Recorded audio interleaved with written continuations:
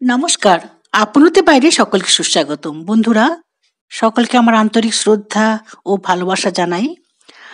আজকের বিষয় প্রকৃত তীর্থ কি?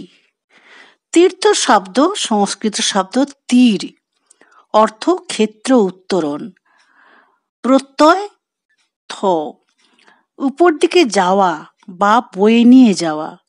বিভিন্ন ধর্মগ্রন্থে তীর্থ বলতে কি বোঝায়, তীর্থের প্রকৃত স্বরূপ কি? বন্ধুরা, ভিডিওটি পুরোপুরি দেখার অনুরোধ রইল। লাইক, শেয়ার, কমেন্ট ও সাবস্ক্রাইব করে আমার পাশে থেকে উৎসাহিত করবেন। বেদে, মহাকাব্য, পুরাণে তীর্থের অর্থ পবিত্র স্থান। বৈদিক যুগ থেকে তীর্থ শব্দটি বেশিরভাগ পবিত্র স্থান অর্থে ব্যবহৃত হয়। মন্থন ভৈরবতন্ত্রম গ্রন্থে তীর্থ বলতে পবিত্র স্নানের স্থান, ধর্মীয় স্নান, বিশেষভাবে শুদ্ধ বলে মনে হয়। শঙ্করাচার্যের দ্বারা প্রতিষ্ঠিত তপস্বীদের 10টি আদেশের মধ্যে একটি সন্ন্যাসীদের নামের সাথে একটি সম্মানসূচক যোগ করা হয়েছে, যেমন আনন্দ তীর্থ সাধুর নামে। ওই তীর্থ শব্দের অর্থ সৎ বা সাধু সঙ্গ করলে মানুষ পবিত্র হয়, আর তিনি আমাদের কাছে ত্রাণকর্তা হয়ে যান, মুক্তিদাতা, মুক্তির পথ দেখিয়ে দেন সেই সাধু। পবিত্র বিজ্ঞান গ্রন্থ, পবিত্র স্থান, পবিত্র স্রোতধারা, যেমন গঙ্গা নদী, ঝর্ণা, মন্দির, হ্রদ, মানস সরোবর, এইসব। স্নানঘাট, যেমন আমরা জানি বাগবাজারে মায়ের ঘাট একটি তীর্থস্থান। মণিকর্ণিকা, দশাশ্বমেধ ঘাট, এইভাবে পবিত্র গুরু। এছাড়া মনুস্মৃতি গ্রন্থে বলা হয়েছে হাতের একটি অংশ বা রেখা, বুড়ো আঙুলের গোড়া, ব্রহ্মার কাছে, এটা মনে হয় দেবতাদের কাছে পবিত্র স্থান। সদ্গুরুর উপদেশ যা মানুষকে উত্তরণ করে তার নিজস্ব স্থান থেকে, ভূমি থেকে পরমাত্মার উচ্চতম ভূমিতে উত্তরণ করে। পবিত্র গ্রন্থ, হিন্দু ধর্মগ্রন্থ, মহাভারত, রামায়ণ, গীতা, যা মানুষকে স্বভূমি থেকে উত্তরণ করে সর্বোত্তম ভূমিতে উঠিয়ে নিয়ে যায়, পৌঁছিয়ে দিয়ে যায়। এভাবেই মানুষকে রক্ষা করার উদ্দেশ্যে, অর্থাৎ পাপ থেকে মুক্ত করার স্থান, পবিত্র স্থান ওদের প্রাচীনকাল থেকেই ভারতবাসীরা সেই মাহাত্ম্যে বিশ্বাস করে এসেছে এবং প্রশংসা করে এসেছে। বলা হয়েছে, যেমন অন্ন না খেয়ে অনেক সময় উপোস করলে ইন্দ্রিয় আমাদের নিয়ন্ত্রণে আসে, তেমনি অন্তর ইন্দ্রিয়, মন, পবিত্র স্থান দর্শন ও জল, ভূমি স্পর্শন, যেখানে সেখানের বায়ু, সেই জায়গার বায়ু নিঃশ্বাস নিয়ে যে এক অতীন্দ্রিয় অনুভূতি লাভ করে, সেই অনুভূতি থেকেই পরমাত্মার কাছে পৌঁছবার রাস্তা খুলে দেয়। পৃথিবীর একটি স্থান তীর্থ, পবিত্র, যাকে প্রাচীন সতলোকগণ, সাধুগণ যোগ্যতা সংগ্রহের জন্য অবলম্বন করেছিলেন, তাকে তীর্থ বলা হয়।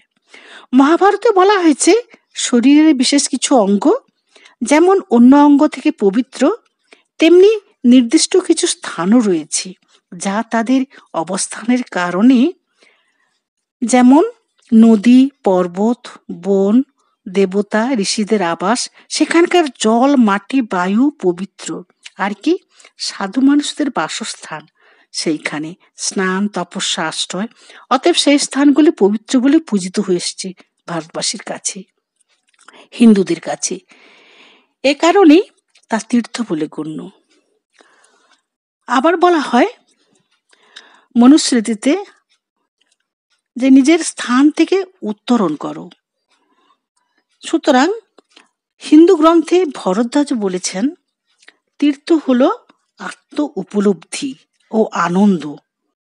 শেষে বলতে পারা যায়, উপনিষদে বলা হয়েছে ঊর্ধ্বে উত্তরণ, অর্থাৎ এই জগৎ থেকে ব্রহ্মা পরম জ্ঞানের আলো আলোকিত, ব্রহ্ম পরম জ্ঞানের আলোয় আলোকিত, বিশ্বে আধ্যাত্মিক পরিবর্তন ও রূপান্তর। সুতরাং আচার অনুষ্ঠানের পরিবর্তে বাহ্যিক আচার অনুষ্ঠান এসবের পরিবর্তে আধ্যাত্মিক জ্ঞানের উপর জোর দিয়েছে উপনিষদ। এটা ঠিক নয় যে যারা পবিত্র স্থান দর্শন করে, পবিত্র নদী, পুকুরে, হ্রদে স্নান করলেই সকলে মোক্ষ লাভ করবে। তারই মোক্ষ বা জন্মমৃত্যু চক্র থেকে মুক্তি হবে যাদের মন ও হৃদয় মনন হবে, পরিষ্কার পবিত্র হবে। মানুষ পথে মনের মধ্যে মানুষ তপস্যা করে মানসিক ধর্মীয় অনুশীলন করা অত্যন্ত জরুরি। সেই অনুশীলন করলেই আসল তীর্থ।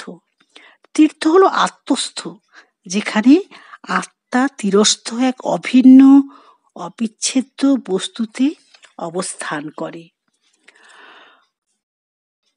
ক্ষমতা রাখে তার। তিনি তীর্থবাসী, আসল তীর্থী। সুতরাং যেমন বাহ্যিক আচরণ একটা রয়েছে, তার থেকে মানুষের অনুভূতিগুলোকে আরো উত্তরণ করে, সেইরূপ মানসিক যে আচরণ, মানসিক যে ধর্মানুশীলন, তাও করতে হবে।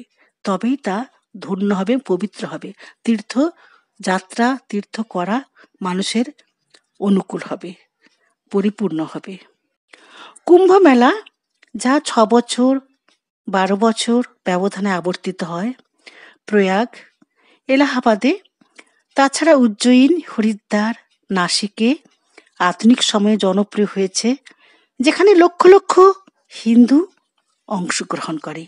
বন্ধুরা, বর্তমান 2025 সালে যে বিশাল হিন্দু ধর্ম মেলা, 144 বছর পর মহাকুম্ভ মেলা, পবিত্র কুম্ভ স্নান অনুষ্ঠিত হচ্ছে। খুবই দুঃখের বিষয়, সে পবিত্র মহা স্নান মেলাতে অনেক অঘটন ঘটেছে, যা খুবই দুঃখজনক।